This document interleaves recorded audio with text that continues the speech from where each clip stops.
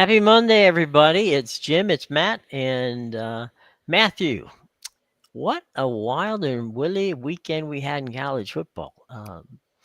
It looked like only Ohio State and Miami in that top five were basically able to play up to expectations.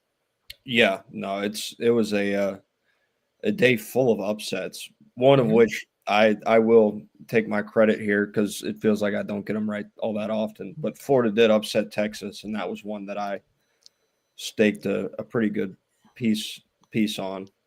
No, you actually that was one that you called straight up. Yeah. You had no hesitation in making that call, Hmm. um, and with good reason. I mean, Texas was shown out to be what they are, and that is a total.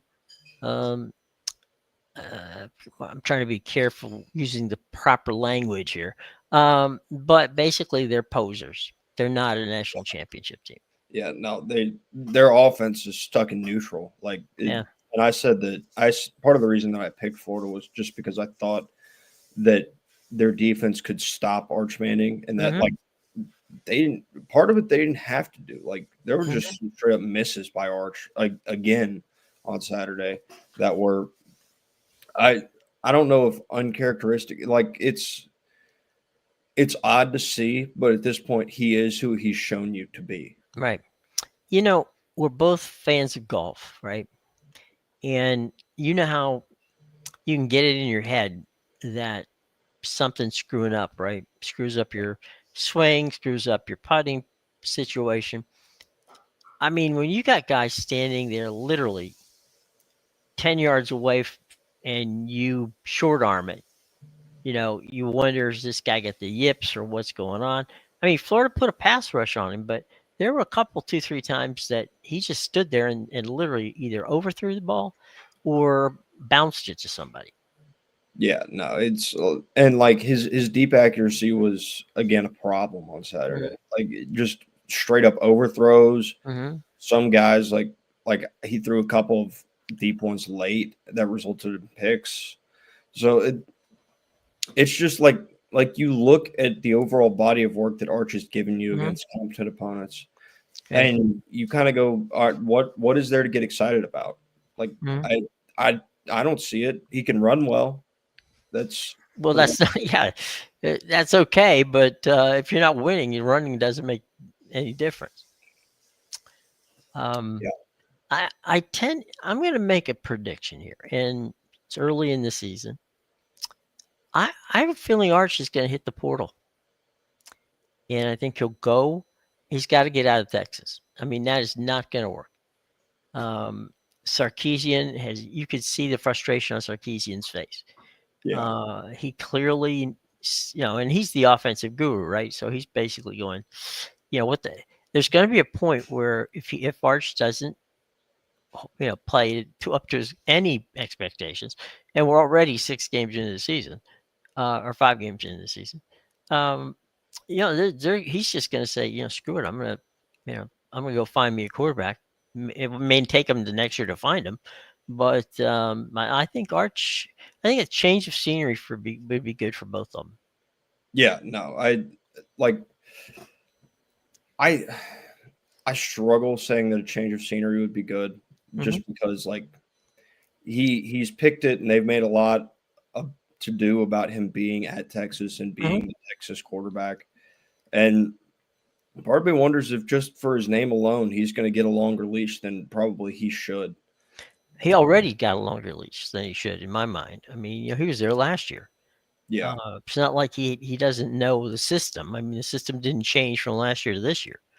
yeah, So I don't know. I think sometimes, um, I, you look at some of these guys who've gone from one program to the other, and how well Bo Nix is an example of that. I mean, at the time he was there, I mean, in Auburn, you would have thought, hey, cool, there's nothing to worry about here. But it didn't work out for him, and so, but it did work out for him in Oregon. hmm So that's the reason I'm saying that is history and his different mannerisms of how he likes his quarterbacks to play and how he likes his offense to be run. Right now, that's not being done by Arch. Now, can it happen? Can he finally click into it? Maybe. But, I mean, it's not like he had, it's not like this is the first or second game of the season. Yeah. Yeah. It like again, you've got signs of more when they can't run the football either. Right. Like they weren't having a lot of success on the ground, Hmm. specifically in their go-to. Like they love to run it wide. And Hmm. so, when you've got a struggling young quarterback like that, not having a running game on the road is not going to do yourself any favors. Right. And So, that place was packed on Saturday. I mhm, mean, there wasn't any other tickets to be had. StubHub had the cheapest ticket, I think, at $600 or $700. yeah. And Uh, Go ahead. what I will say is I do think there is something to like the starting fast. Like I think Hmm. there's also a very different script in that game where if like Texas just hits on that first drive, Hmm. like they hit their plays and they were to even if they were to get three, Hmm. I think you might have had a different type of game because I think when Arch like doesn't see the first one go in, Right. it it just kind of like makes him already feel like he's pushing from behind. And I mean, it turned out to be the case on Saturday. Yeah. And he struggled. On the opposite side of the ball, DJ Langway looked better. Mm-hmm. Not great, but better. Um, and Florida has a long way to go, no question about that. Yeah. But they looked that defense is as good as it was before, Mm-hmm. and if they can figure out a way to score some points, they'll they may have an opportunity to turn this season around a little bit. Yeah. Um, but James Franklin and Penn State go out to the Rose Bowl. Now we were kidding about this on Friday. On Friday, talking about this will probably be the biggest crowd that UCLA plays and sees all year, and it was. But I don't think anybody in wearing that blue and old gold jerseys were thinking this was going to happen this way. Now I I would give James Franklin as long a leash as he had. Mm-hmm. Like I think he deserved a long leash Mm-hmm. in losing the Sure. games in the fashion that he's lost them. Like big games, losing them close, Right. you get it. Eventually, you feel like you're going to get over the hump. Losing a game like that though is unacceptable, and I would Mm-hmm. say a sign of things that are worse off than maybe meets the surface level Right. when you lose a two overtime game to Oregon. And listen, I'm not sitting here calling for his job today by any Right. means, Mm-hmm. but if he doesn't beat both of Ohio State and Indiana, which I feel like is now the requirement, and Mm-hmm. God forbid he lose both of them, Mm-hmm. it, his job is very much in danger, I think, Yeah. because it's okay to lose big games to really Mm-hmm. good teams in some maybe poor situations. That's a team that you're better than any day of the week, that you probably beat 95 out of 100, probably 98 out of 100. If you played them Mm-hmm. 100 times, you should beat them 98 times. Like Mm-hmm. that should be like a 1% result right there. Mm-hmm. And it's really a result of his inability to get a team focused. Like you can get up there, and he gave the excuses, and they're excuses that you give in like legitimate spots.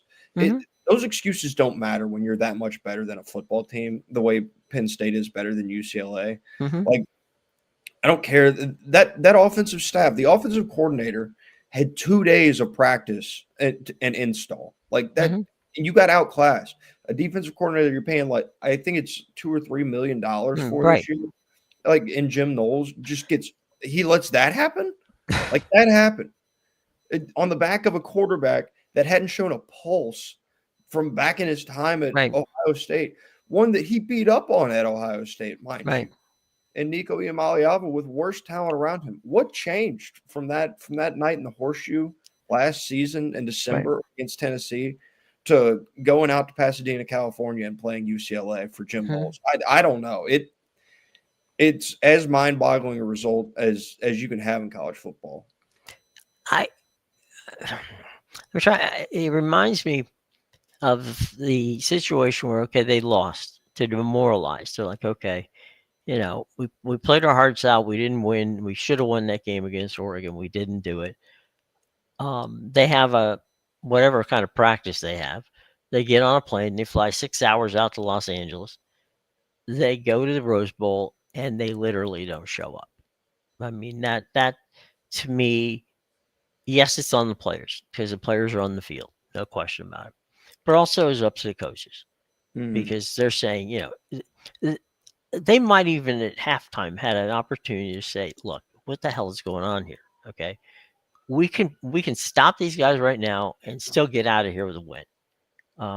But it was a bad result all the way around. I mean, it just was crazy.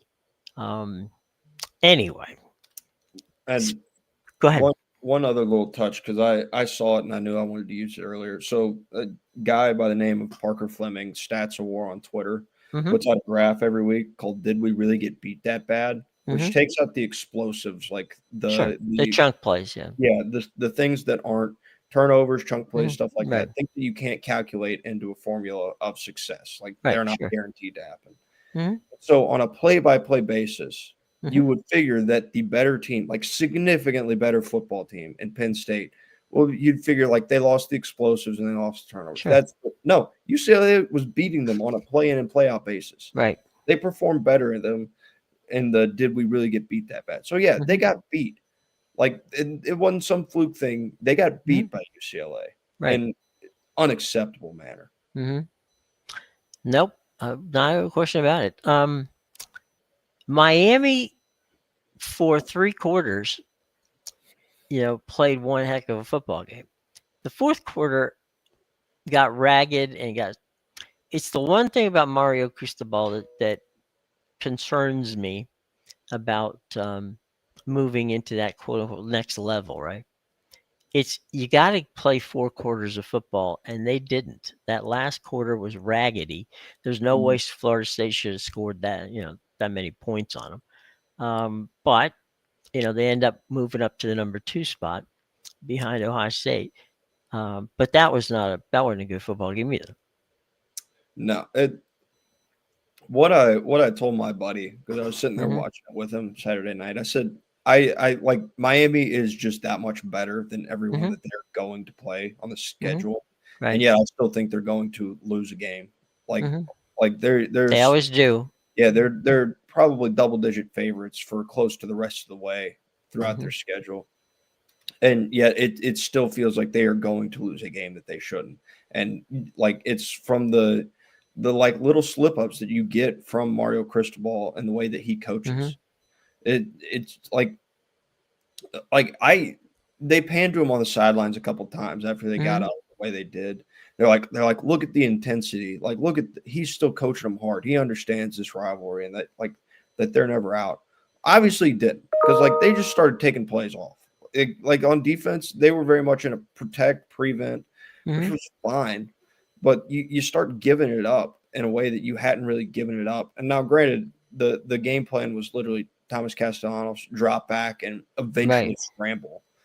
So it's a little tougher once your defense gets tired, and I get that. But the intensity that he was carrying on the sidelines didn't feel like it carried over throughout his team in that fourth quarter. Let me ask you a question about. I'm looking at the top 25. How come Georgia Tech's not ranked higher than 13th? Is it I I think part of it maybe, and I mean this is the AP poll, so there's only right? so much, but like they were in a really like that was a dogfight with Clemson and a team Hmm. that people don't really think of very highly right now. Um, and then you look back to that Wake Forest game and you say like they lost that football game. Like Hmm. if the referees throw the a very obvious offsides flag on them, they lose that football game. Now the flag didn't get thrown. They went back and they won the game. They're undefeated. But I think they have reasonable question marks about Georgia Tech. Okay, how is Florida State still in the top 25? That I don't understand. I mean, They have um, not played solid football all season long. I wish nothing ill to to Coach Norville, but Mhm. again, you talked about um, Penn State going in, and you've got more talent. Mhm. You could argue that Florida State has got equal to, anyway, not necessarily all um, talent is equal to Miami. They certainly shouldn't, play or have been playing the way they've have. They played their sisters of the poor. What three? They opened up, had the win over Alabama, and then they haven't played anybody until Yeah. the Miami game. Yeah. Yeah. And they, losing back to back weeks. I think Hmm. that the reason they've stuck around is they're just giving credit for that week one win against Alabama because it is a really good win. Like No, I'm not arguing about that. yeah, Yeah. the way Alabama's played, it's a really good win. And I Hmm. guess when you do that and the way they lost to Virginia and the window dressing on the backside Hmm. of that Miami game, then when you look at the overall body of work, you go, all right, like they lost on a Friday night away late. It is what it is, like the Hmm. trap spot. And then, they lose a one score football game to Miami.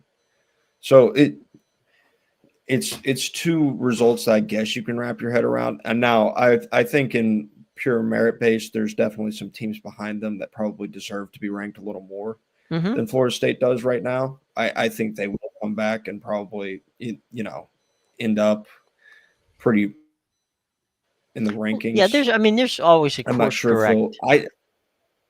Yeah. No, I agree with you. There's always a course correct later in the season.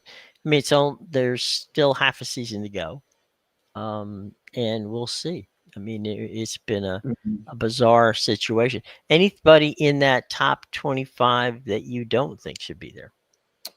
I will say what I was shocked with Hmm. was they've moved Penn State and Texas completely out, Right. which really surprises me. Nick, I agree with it. Like Hmm. that's not where I'm going here. I'm surprised that they were that willing to part with their predetermined biases that they had Hmm. preseason because they generally aren't very willing to do that. Like Right. They would have stuck them in there somewhere. you saw that with Notre Dame early in the Hmm. season when they were 0-2. It's like, well, like the way they lost, stuff like that. Yeah. But I like off the top of my head, there's not teams. I guarantee you that like I can sit down and look at it and find problems with it. Hmm. But at the end of the day, I for as much ranting and raving as we do about it, and I think it is partially bad because it can like I think the committee going to relying a little more on the numbers and like strength of Right. schedules like that is going to be good because I think there is a bit of that predetermined like the Hmm. predetermined bias for teams based on where they Sure. were ranked in the preseason and what you believed about them. And to put a pin on what you talked about, the the polls are up until about the last 4 or 5 games of the season. The polls are really meaningless. I mean, you could take these guys up and shake them up and throw them in a, there's no Mhm. dominant team at this point in Mhm. college football, which is a good thing. Yeah. But these results, and going back just a little bit more, these results are more for television than they are for anything else because you can say, okay, we've got two ranked teams playing each other, as opposed to saying, Mhm. well, Indiana's going to play Illinois or whatever. So it gives them some abilities to market a game, Yeah. and so that's one of the reasons the ratings are there. I'm sorry, the Mhm. rankings are there. It's to help boost the ratings you know in the games that are coming up. I'll give you an example that I'm kind of curious to see.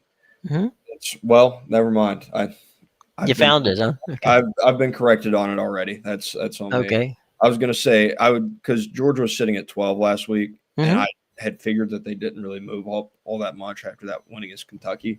They did. They moved them to 10. I was going to say I'm Hmm. curious to see if Georgia beat Auburn this week, if they would find their way into the top 10 to make that Ole Miss game a top 10 matchup. Um. Yeah.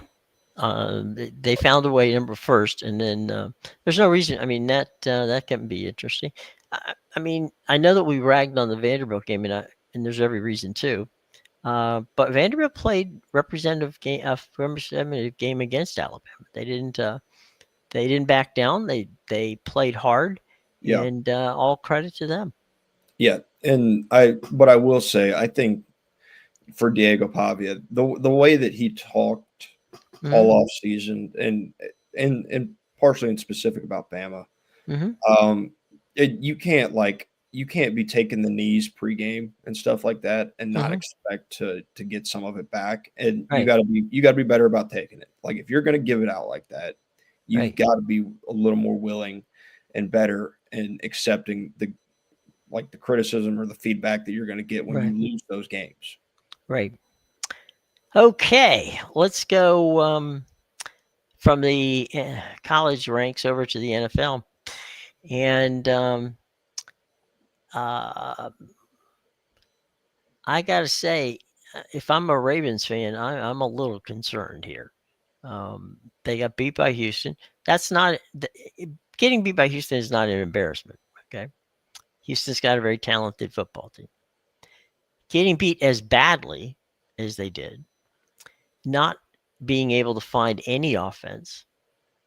Um, you'd mentioned post game uh, remarks from one of the college coaches. Uh, I listened to Harbaugh's post game yesterday. He came in. He said we didn't play. We practiced all week, looked good in practice, didn't play. Everybody's accountable. And so when one of the reporters asked him, "Well, are you talking about all the coaches are responsible?" He says, "Well, we we coached them up as best we could, and the result was a result." And he almost started to the point where to that, well, we've got 6 or 7 guys out, but when you look at the other teams that have 6 and 7 players out, and you see that they continue to win or at least make it competitive, I don't want to hear that we got players out. Everybody's got players out.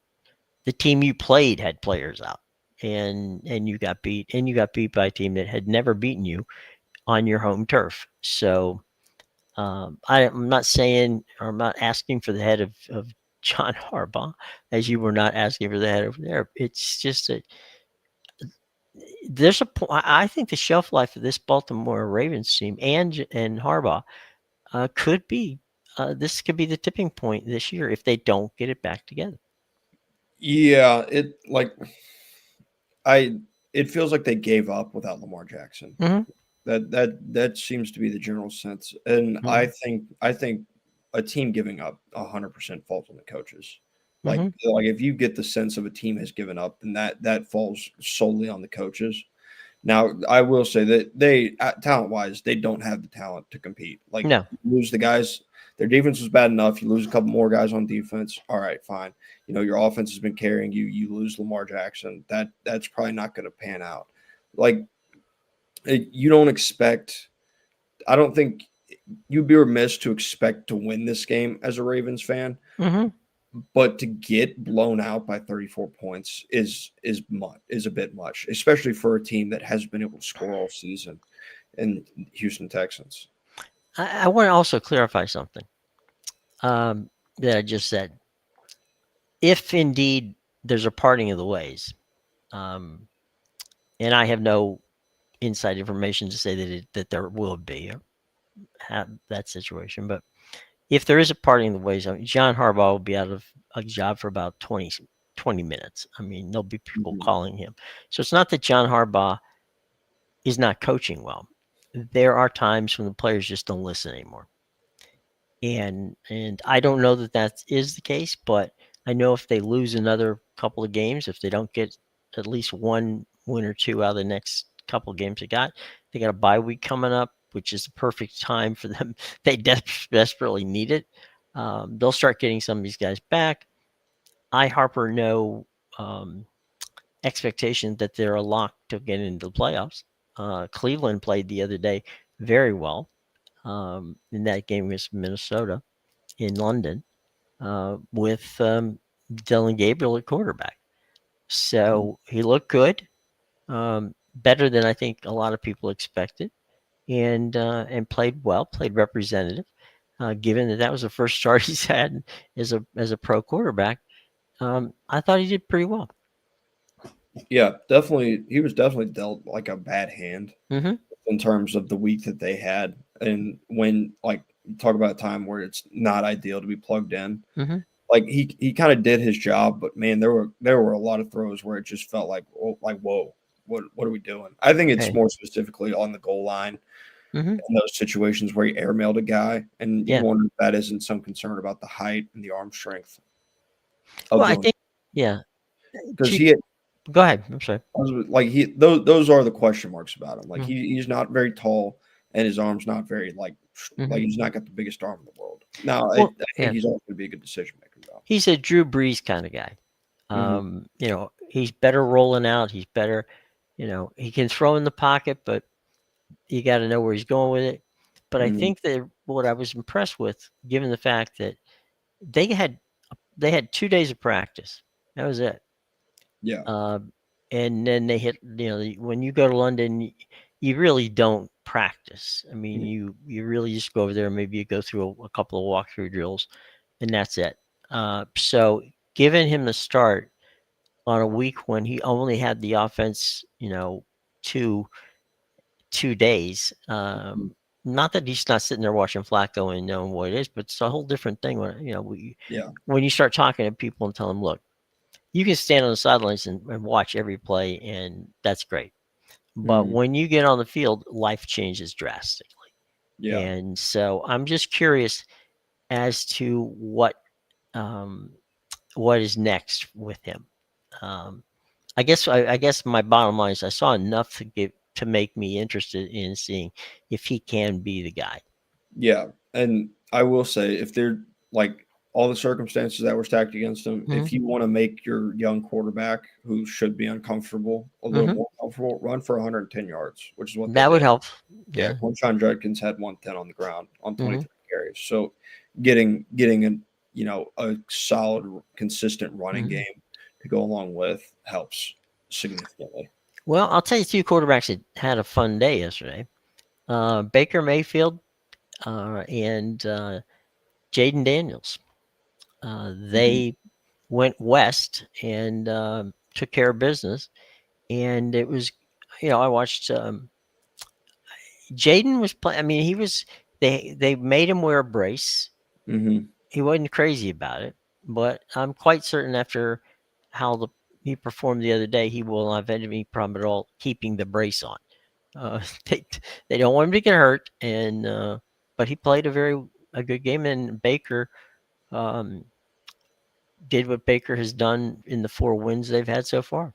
Yeah, I think the biggest difference between these performances, just Hmm. scrolling back and forth, Baker didn't have a running game. Rashad No. White was their number one back because Bucky Hmm. Irving was out, and Rashad White had 41 yards on 14 carries. He was Hmm. averaging less than 3 yards a carry. Now he punched Right. in a couple times, which is Hmm. good. But Baker was 29 of 33, 379, 2 touchdowns. Like Hmm. that's Seattle had like the third best passing defense coming into the day. Hmm. That's ridiculous. When you do that without Mike Evans Right. specifically, I like that. That just it makes you feel good as a Buccaneers fan, given the Hmm. injuries and the way things have gone, to go up Hmm. there against that pass defense and find a way to win that football game the way that they did. That gives you a lot of hope. He only had five incompletions in that game. Yeah, it was. I think it was four. It was 29 to 33. It said. Okay, but I mean, Ridiculous.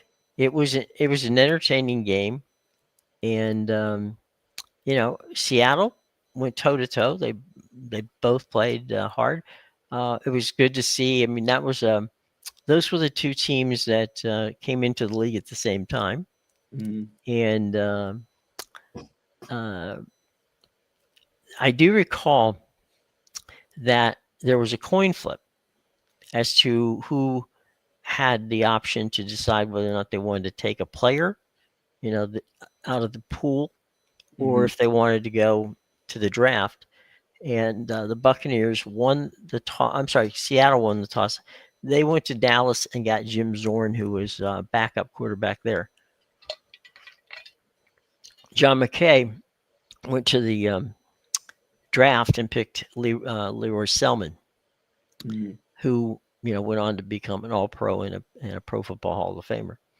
Um, so that was kind of fun to see those two teams play each other because it's been so they've been so linked because Hmm. they came into the league at the same time. Yeah. So that was entertaining from that standpoint.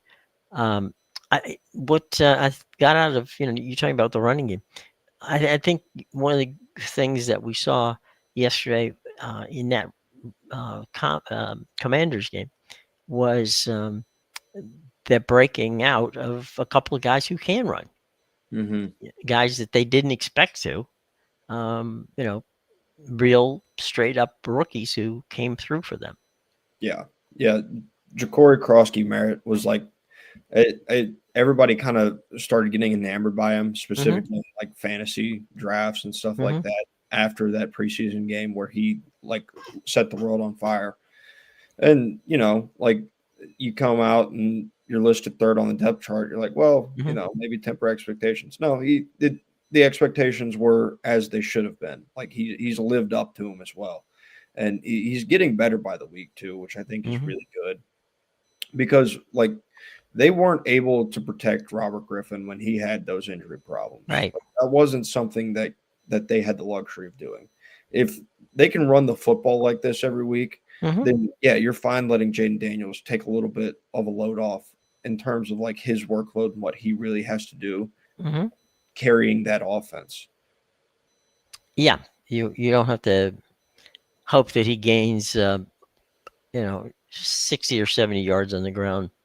You want him not to be on the ground if as much as possible. Mm-hmm. I will say this: he has learned to slide better. So if nothing else, that came in handy. Well, Um, he was Go ahead. starting ground floor in college. Like Hmm.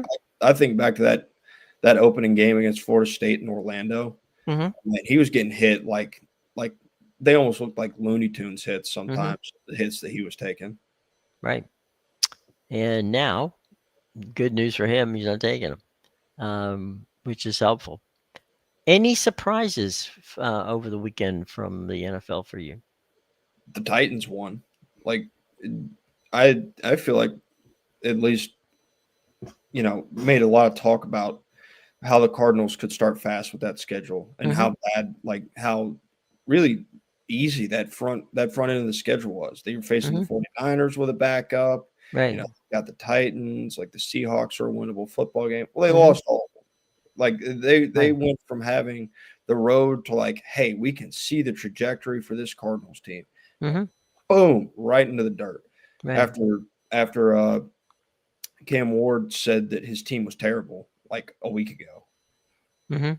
Well, Cam Ward made some amazing throws yesterday. He did that Mahomes sidearm pass. He's got that down. That was, of course, the game where they had the wacky touchdown, Hmm. where they fumbled the ball, then the defense fumbled the ball, then they kicked the ball, and it lands right into the end zone. And oh, by the way, there just happens to be a Tennessee Titan player. Um, so yeah, that was off the wall to say the least. But yeah, I think for me the surprise yesterday more than anything, um, and I shouldn't have been surprised. I think you actually mentioned it about the Sunday night game. I was surprised that the Patriots, played as well as they did. Yeah, like you would expect that's a game that the Buffalo Bills should win, Hmm. right? Like I don't think that's any, but the same problems that's plagued Buffalo thus far this season is their Hmm. defense. Like their defense has kind of been up and down. Hmm. You think back to that Thursday night football game against Miami when Miami was like down and out, like Hmm. nobody thought Miami had a chance. And it Hmm. was a one-score football game late. Like Miami did have a very good shot to win that game. So they've kind of struggled in beating the teams that they should beat. And this one got them. I'm sorry, you okay? Yeah. Okay, I when I didn't know whether you stopped talking or I because I had hit a button here. I'm like, wait a minute, I don't hear Matt. No, Okay. Um, let's downshift now into baseball. And as a Red Sox fan, um, 23 runs in 2 games? Really? That's your pitching? yeah, yeah. I mean, listen, if this was what was coming down the tracks for the Red Sox, I'd almost rather lose in the wild card series. Right. But I mean, the Yankees' inability to hit against Trey Savage Mhm. yesterday was ridiculous. Like 5 1/3 hitless innings for a guy that I believe this was his first career postseason start. It Like was, yeah. splitter was disgusting. And Mhm. I will say I did find it. I think one of my favorite things to come out of yesterday Mhm. was on the Fox post game stuff Okay. when A Rod and Jeter were like trying to be like, this is like the way, like, look, those hitters are feeling something. They scored 7 runs. They got to be feeling it. Like, or A Rod said, like, if Max Fried just pitched a decent game, then hey, maybe we win this one, guys. Like, these are like internal thoughts that they're having. Dave I, Ortiz said Jesus needed to come back in order for the I, Yankees to be able to win. that's Well, the. I gotta say that I think Big Poppy's one of my favorites when it comes to analysis because he and Pedro Martinez, they just say it. I mean, they Charles Barkley up straight up and down, man.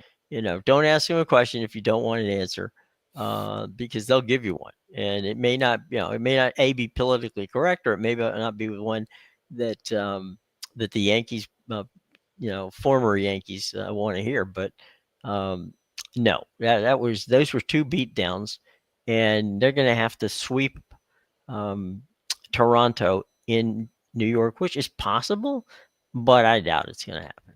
sweep Toronto in New York and then go back to Toronto and win another one Yeah. too. Like it's really hard to do. Especially they have Toronto has Shane Bieber going on Hmm. Tuesday, Yeah. and the Yankees have Carlos Rodon. Like Right. this lineup, because it felt like the Red Sox kind of started to like Hmm. you could see some stuff, the cracks start to show on Rodon. Hmm. This Blue Jays lineup is significantly better than the Red Sox lineup. Like it, Red Sox lineup had a lot of problems that this Blue Jays lineup can boast that they just couldn't. And Shane Bieber's really good too. Like since he's came back from his injury in the second half of this year, he's pitched really well. Like Hmm. the kind of guy that the Blue Jays were hoping to get when they acquired a guy that hadn't pitched all season at the Right. deadline. He was Yeah, their hit. he was their guy. I think the other thing too is all this time everybody's talked about the power that in that lineup of the Blue Jays, Mm-hmm. and this time around they didn't show it last time, but this time around they're showing it, and these guys are just breaking. They're hitting everything. Mm-hmm. So I would be concerned if I were a Yankee fan, that the season will be ending. Maybe not this, maybe not tomorrow, but certainly there is a possibility it could be ending not too distant future. Yeah, well, what I will say in terms of that, like if you're the Blue Jays, you don't give the Yankees life. Like Mm-mm. the Red Sox went all in on game two, gave them Hey. life. Like after that, it felt like very much the Red Sox backs were against the wall. Mm-hmm. I still have questions about the depth in the Blue Jays pitching. Mm-hmm. So very much like go close them out because if Cam Schlittler plays like he did Mm-hmm. in game three in game five, then you very much are looking at a Bronx sweep and them Mm-hmm. heading back to Toronto to play game five. Like, Yeah, I think the interesting thing to me about the playoffs so far has been the game that nobody watches, and that's the Mariners and the Tigers. They mhm, have played two incredibly entertaining, uh, drama-packed playoff games. I mean, it's just crazy. I mean, they had the game that would go to extra innings. They had the game yesterday that was amazing. Randy Rosarena, some of these guys. I mean, they just it was fun to watch. And here you are, so watching, going, it's Detroit Mhm. and Mariners. I hasten to say, if you're not a baseball fan and you're just a casual fan, you probably could name more than two or three players that on both teams. If you just said, just give me two names off of both teams, and they probably couldn't do it. But Mhm. the entertainment factor is there. I mean, Yeah, the drama, all that stuff you want in postseason baseball, it's in the Mariners and Tigers. yeah. I mean, the Tigers boast like I feel like at least when you talk to more casual people, like Hmm. when you talk to them about the Mariners, they'll be able to name you like Hmm. Julio Rodriguez, Sure. maybe how much they follow it. They'll name a Rosarena or Eugenio Suarez, like those guys. That Tigers lineup Forgot the has no catcher. one, huh? You forgot the catcher. Oh, Cal Raleigh, yeah. Yeah. They'll probably be able to name those guys. Right.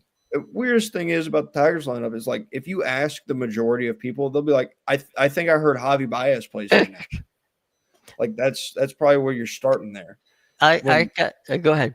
I was about to say up and down their lineup though, it's just like it's more that nameless, faceless. Like they're going to grind out at bats and they'll Hmm. put up runs when they have to. It's funny. I was talking to a friend of mine who is a baseball fan, but you know, not totally deep into it. Mm. And they said, "Doesn't Detroit have a guy by the name of Torkelson or something like that?" I said, "Yeah, they do. They definitely have a kid, by the name of Torkelson there." Um, so even the Tigers fans, the non-Tigers fans, Yeah. um, don't know a lot about it, and it's going to be interesting. Saw Dave Roberts yesterday over watching the football game on the sidelines with the Eagles. Mhm. Dodgers and Phillies tonight, followed by the Cubbies and Milwaukee Brewers. So a good day for baseball. Yeah, like the Dodgers and Phillies is this. I I'm honestly kind of surprised the Dodgers and the Phillies got the early window, especially with LA being a West Coast. Like I know that they're Yeah, technically an hour back in the Midwest, so like it's more of an 8 o'clock game for them. But putting this one in the early window feels like a bit of a disservice. I I kind from a television programming standpoint, um, it's like, do I want to go up against Monday Night Football or do I want to lead into Monday Night Football? Yeah, I would have, with the Dodgers and the Phillies, I would have said, let's go. Let's go 9 o'clock. Let's just rock. You yeah, know, I I think those are brands that people want to see. that's what So like go ahead. like they can survive the going up against Right. Monday Night Football. I'm not Hmm. sure that the Cubs and the Brewers game No, it's viewership not. wise will be able No, to survive as well. it's they might as well put it on FS1, Yeah. and play the regular programming, because it's not gonna move the needle. And we both know that those are two good baseball teams. But Mhm. you know, the the drama that the Phillies and the Dodgers can bring you is, on a level much higher than what the Cubs and the Brewers can do. Yeah. Yeah. And I mean, like, it's not like they've got some heavyweight fight on Monday Night Football either. No, It's the Chiefs and the Jaguars. A right? solid game. Like, Sure. not, but in terms of what the Chiefs have been and what the Jaguars are, Hmm. hey, you can easily pull numbers off Right. of that game. I think that would have been no issue. You're not going to beat them, but you could certainly put up a number that would be respectable. Yeah. And just in terms of the game itself, Blake Snell's going for Hmm. the Dodgers. Jesus Luzardo is going for the Phillies. Hmm. What version of Jesus Luzardo do you get? I don't Is know. the question, because there's versions of Jesus Luzardo that give you 6 2/3 and 10 strikeouts, Hmm. a couple hits, maybe give up a run, and then there's also versions of Jesus Luzardo that gives you 2 2/3, Hmm. 6 earned. Like obviously, I think I don't know if any Phillies pitcher has a short leash in the postseason the way their bullpen is pitched. Hmm. Like that, and if you don't have a short leash, and Luzardo can't go, and Blake Snell does what you kind of expect Blake Snell to do, Hmm. and it's a problem for Philly. Yeah, I mean, Snell's going to be a guy who's going to give you 5 or 6 innings. Hmm. You're not going to see a complete game out of Blake Snell. Yeah. I don't know if he's thrown a complete inning. I'm sorry, a complete game since college. It's been a long time for Blake Snell. That being said, he definitely has made a living and a good one out of being a strong 4 to 5 inning pitcher. Um, so we'll see. But it's funny. My brother spoke to me the other day and said he was going to go down to see the game that Otani pitched against the Phillies. Hmm. But then he decided that nobody wanted to go with him, so he didn't go. Uh, but sitting at home and watching the game, I'm sure he was very entertained. This Dodger Philly thing is definitely a really fun matchup. It's kind of like Yeah. the Red Sox and the Yankees from the standpoint of just entertainment factor. It's there. Hmm. Yeah. So Like there, I will say, like it doesn't have like the rivalry aspect of no, it, mhm, but it doesn't need it. Like that's the level of talent that both of these teams have. yeah, you've But got stars on both sides. and I will say, you're talking about Blake Snell being a good like 4 or 5 inning guy. Hmm. Blake Snell gives you 5 innings of scoreless baseball, Hmm. then the Dodgers are probably winning this baseball game. Right. Like they have a significant bullpen advantage. Unless Jesus Zardo just comes out and gives an otherworldly performance, if Blake Snell goes and gives you what you expect him to, Hmm. then the Dodgers are winning this baseball game. One of the guys who I lean on to find out stuff about, I don't know Blake Snell. Okay, Mhm. don't have no. I mean, obviously I know him as a pitcher. I just don't know him. Joe Madden, who was his manager in Tampa, and went on to, you know, guide the Cubs to a World Series, and then went off to the Angels out in Anaheim. Mhm. Joe was telling me that when he was with the Rays, and we're talking now about a young Blake Snell, that it was he started to get wobbly in uh, on the third round rotation of the batting order. Mhm. The first 2 times through, he was okay. Third time, it just wasn't as good. But you're absolutely right. Blake Snell, if he gives them 5 or 6 solid innings, that's all you can ask. Yeah. Yeah. And I'm assuming that third time through the order stuff has a lot to do with his pitch mix. Like Yeah. if you're more of a two pitch guy, then it's going to be much more difficult to get guys out third time through. Right. But when he went out to San Diego, things were clicking for him, and he Hmm. had some 7 inning games out Hmm. there. Up in San Francisco, things were working better for him. You So mentioned his complete game. I think that he threw a complete game shutout in San Francisco. maybe, I mean, it wouldn't surprise me. I'll look it up and see as we speak. It's There was a funny story that was Charlie Sheen's out hawking a book, Hmm. and in the book he said that he was a Cincinnati Reds fan, Hmm. and but Cecil Fielder was coming to Anaheim, and there was supposed to be, I forget what it was, maybe it was his 200th home run or whatever. He was on track to perhaps get it Hmm. in Anaheim. So he's a huge baseball fan. So he calls up the Angels and says, "Hey, look, um, I would like to get a couple seats in the bleachers on the left, basically the left side of it." And they said, "I'm sorry, we don't sell those seats. We keep those seats, to cut the." That was back when they were retrofitting the ballpark back to a baseball stadium from a football stadium. Hmm.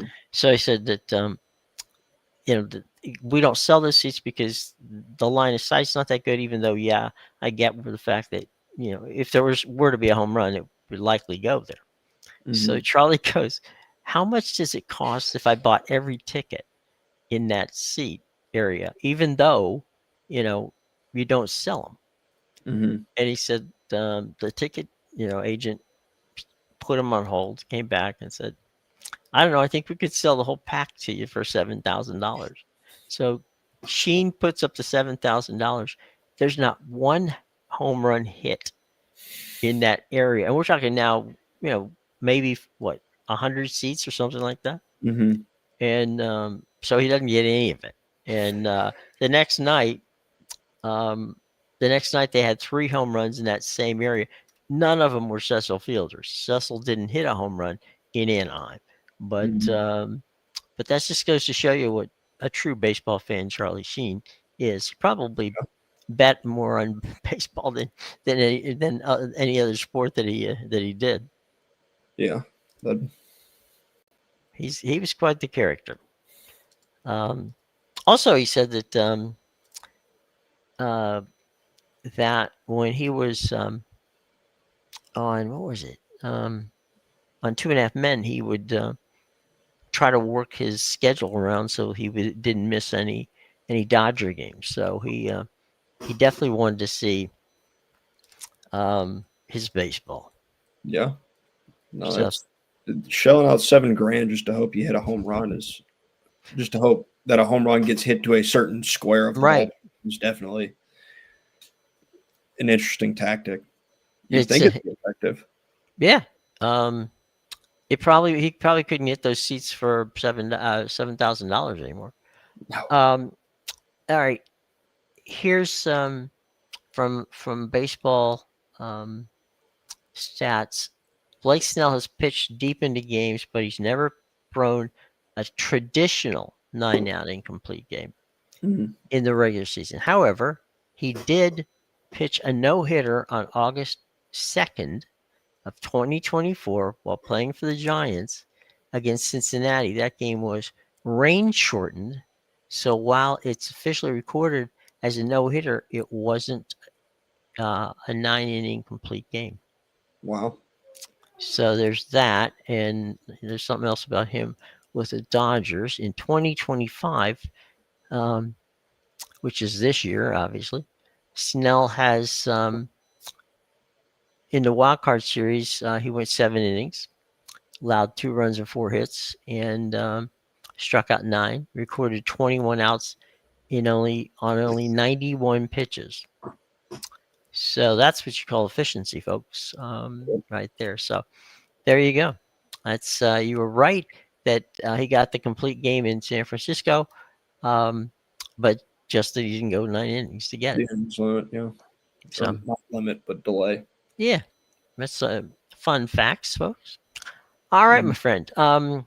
Today, you gonna watch football or baseball or both? Probably a combination of the two. Combination of the two. Okay, fair Hmm. enough. Any thoughts on any one of those three things? The football game tonight, and the two baseball games we just talked about. I'm very interested to see if the Cubs can kind Bounce of back. put themselves back into this thing. Like Mm-hmm. they have Shodi Imanaga's going. He's pitched Mm-hmm. in the postseason before. He's obviously pitched this postseason already Mm-hmm. against Aaron Ashby. And like the Brewers felt like a team that really had the Cubs number Mm-hmm. in the regular season, especially after they got hot. So the Cubs kind of need something to go their way. Like they need to be able to win this series in Wrigley. They can't afford to come back if they're going to win this series. So it feels like an imperative game for them to get after Matthew Boyd did not give them what they had hoped for. Yeah, and I think the other thing that's of interest, or should be, is that they're just not hitting, No, and that's surprising to me because basically that was the way they won games in the during the regular season. yeah, Um, so we'll see. By the way, just got this game across. If you're a Big Ten fan, your game this week is on CBS. It's a 3:30 game in that window, and it's Ohio State and Wisconsin. So there is you go. that for next week? Hang on. Because I this week Ohio State's playing Illinois. Let's see what it Right there. says. Oh, wait a minute. It is October 18th. Saturday, October 18th. There you go. It's Wisconsin and it's Ohio State.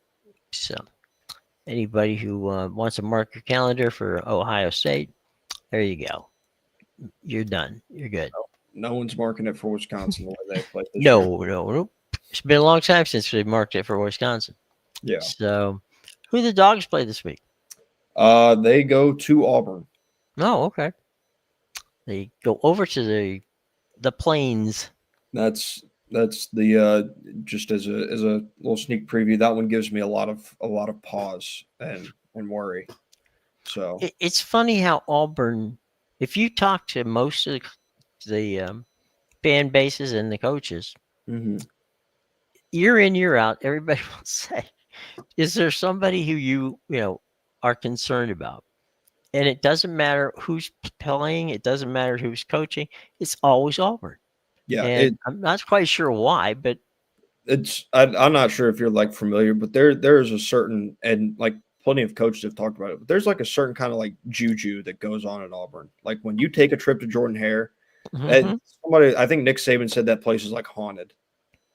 That may have been how he described it. Like it's some weird stuff tends to happen on the plains, and I also think that Auburn may be making the change at quarterback. I mhm, feel like I remember reading something about it last week, but mhm, Deuce Knight, the freshman, I think that we will, at the worst case, see him in some design packages this week. mhm. Well, it's I know a lot of people that just like you say, I've done games over there, and it's not. I mean, it's a very respectful crowd, actually, to be honest, by Hmm. SEC standards, um, and it's not particularly intimidating. But Hmm. if you've got, as you say, the juju going, who knows, right? Yeah, like It's crazy times. yeah, So it's not George. We don't have to worry about it being LSU or the swamp, but I guess the ghosts come up and bite you there mhm. in It's that got place. some magic in it. I had a similar experience for back in the '80s into the '90s over at Starkville when Hmm. you go to play Mississippi State. People would those damn cowbells. Jesus, Hmm. I can still hear them ringing in my ears. But it did throw teams off, which is not to say they lost. It just threw them off. So Yeah, we'll see. And Lane Kiffin's brought his team up again into the top 10. So we'll see yes, how yeah. that Ole Miss team goes somewhere if they can get to the mountaintop this time. All right, gang. Any final thoughts before we get out of here, Matt? Not really. Monday Night Football is going to be interesting just because Jacksonville feels like a team like they have a chance to win this football game and really put themselves in good position Mm-hmm.